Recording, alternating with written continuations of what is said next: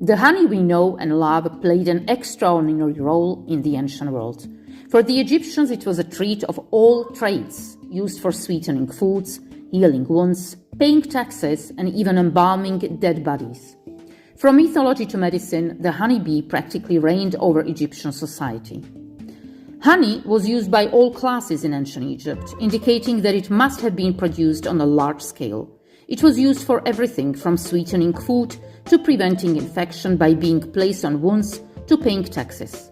Archaeologists have found pots of honey in ancient Egyptian tombs that are over 3,000 years old and still perfectly edible. Honey's natural composition makes it a self-preserving food. The 3,000-year-old honey from Tutankhamun's tomb is not the oldest honey in the world. People have learned how to harvest honey since ancient times, and this is confirmed by rock art in the Cuevas de la Araña in Spain. And true food of the gods, honey was used both in cooking and in religious and funeral rites.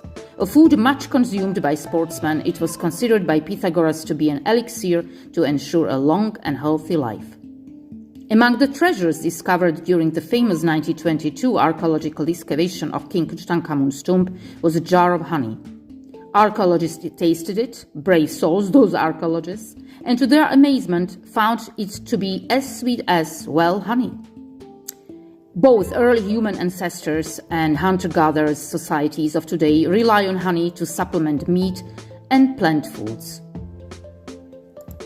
In ancient Egypt, onions were worshipped, and their concentric circles were seen as symbols of eternal life. They were a staple food and were savored raw.